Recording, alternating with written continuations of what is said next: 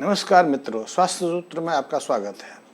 कुछ वर्ष पहले दिल्ली स्थित एम्स के कुछ शोधकर्ताओं ने अपने कुछ विदेशी शोधकर्ताओं के साथ मिलकर एक अध्ययन कार्य भारत में चलाया था। ये अध्ययन कार्य भारत के कई राज्यों में और कई राज्यों के बड़े शहरों में मेट्रो सिटीज में केंद्रित था। इस शोध कार्य का अर्थ था उस कारण को पता लगाना जो अक्सर वो अपने मरीजों में देखते थे।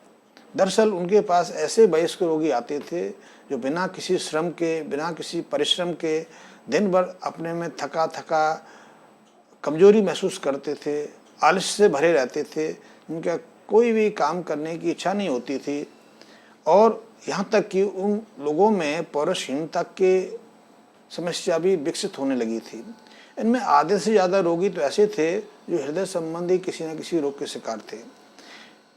ऐसे कारणों को पता लगाने के लिए इन डॉक्टर्स ने, इन शोधकर्ताओं ने देश के कई शहरों में एक लंबा अध्ययन कार्य चलाया।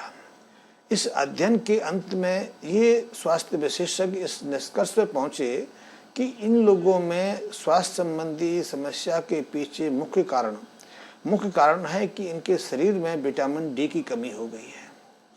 विटामिन डी की कमी और भारतीयों में, भारत उष्णकटिबंधीय देशों में आता है। उष्णकटिबंधीय देश का अर्थ है कि भारत में साल के 300 दिन से ज़्यादा सूर्य अपनी प्रखंड रोशनी बिखेरता है। ऐसे में लोगों में विटामिन डी की कमी हो जाना हमारे लिए गंभीर समस्या है, गंभीर प्रश्न चिन्ह खड़ा करता है। और इस अध्ययन से पता चला कि वयस्क आबादी में, विशेषकर जो मेट्रो सिटीज में रहते हैं, उस वयस्क आबादी में से कुछ शहरों में 80%, कुछ शहरों में 80 से 90% तक लोग विटामिन डी की कमी से पीड़ित हैं। लेकिन इन लोगों ने विटामिन डी को तो पता लगा दिया कि विटामिन डी की कमी के कारण उनमें ये शिकायत हो रही है, लेकिन वो एक कारण खोजने में मेरी दृष्टि से असफल रहे कि भारतीयों में विटामिन डी की कमी क्यों हो रही है। क्योंकि उससे पहले तो भारतीयों में कभी विटामिन डी की कमी देखी नहीं गई। भारत में भरपूर मात्रा में सूर्य निकलता है, लोग सूरज में श्रम करते हैं, सूरज में घूमते हैं, फिरते हैं, दिनचर्या उनकी सूर्य के सानिध्य में ही चलती है और ऐसे में अनायास उनके शरीर में विटामिन डी की कमी हो जाए, ये हमारे लिए भी गंभीर सोचने का प्रश्न है। मेरा अपना अनुभव कहता है कि 1990 के बाद हमारे खान पीन में जो बदलाव आया है, हमारे खान पीन से दूध, घी, मक्खन, मलाई, दही आदि जो पदार्थ अलग हुए हैं, वो एक कारण विटामिन डी का हो सकता है। क्योंकि गाय, हमारी जो देसी गाय है, हमारी जो गौ माता है, उसका दूध, उसका घी विटामिन, विशेषकर जो वसा में घुलनशील विटामिन हैं, चाहे वो विटामिन ए हो, डी हो, ई हो, के विपुल स्रोत हैं। इसके अलावा देसी गाय का दूध या विशेषकर मक्खन और घी ओमेगा 3 और ओमेगा 6 नामक एक अति आवश्यक वसा अम्लों के भी स्रोत हैं।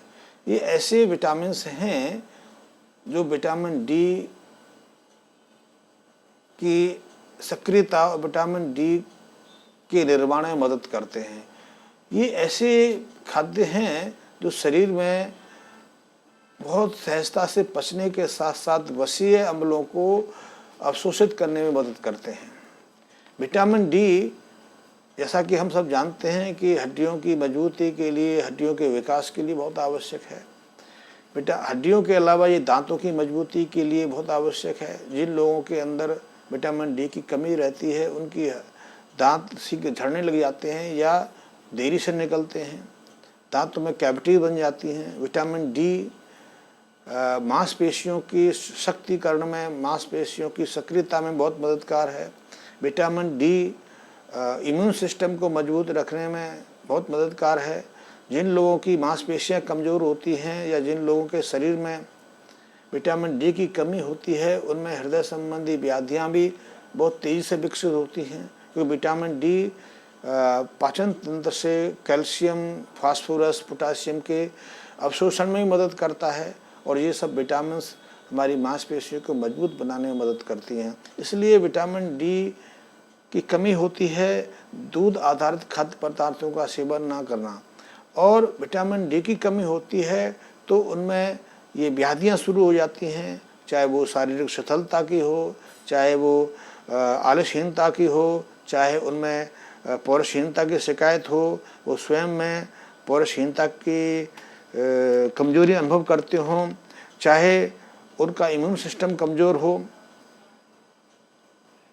विटामिन डी की एक और खासियत है कि विटामिन डी हड्डियों की मजबूती के साथ साथ टेस्टोस्टेरोन हार्मोन्स होता है, जिसे पुरुषोचित हार्मोन कहते हैं, उसके सक्रियता और उसके निर्माण में मदद करता है। इस हार्मोन्स की कमी के कारण ज़्यादातर वयस्क अपने अंदर पौरुषहीनता की शिकायत अनुभव करने लगते हैं।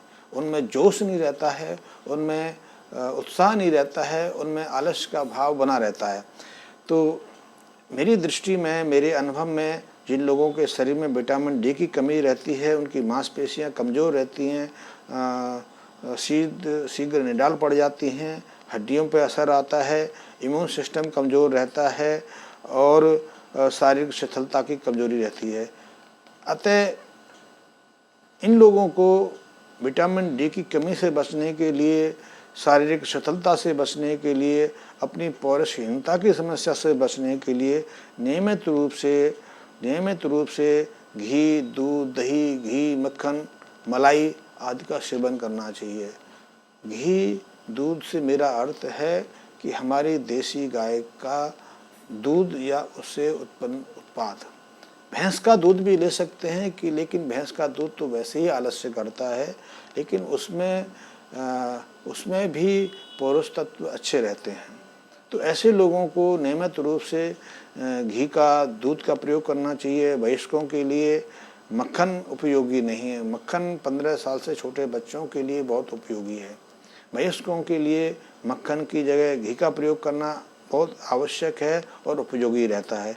अतः ऐसे लोग घी को रोटियों पर चुपड़ के ले सकते हैं, घी का प्रयोग दूध में डाल के ले सकते हैं। रात्रि के समय 1 गिलास दूध में 1 से 2 चम्मच घी डाल के और दूध को अच्छे से फेंट के पी सकते हैं। खिचड़ी में घी का प्रयोग कर सकते हैं। घी शक्कर का प्रयोग कर सकते हैं। घी बूरे का प्रयोग कर सकते हैं। यदि बूरा देसी मिल जाए तो बहुत उपयोगी है। तो देसी बूरे में 1-2 चम्मच घी डाल के उसको सेवन कर सकते हैं, ये भी बहुत अच्छा है। घी बूरा वातनाशक भी है, वो पाचक को भी मदद करता है, पाचन प्रक्रिया को तीव्र करता है, पाचक रसों के स्राव को बढ़ाता है।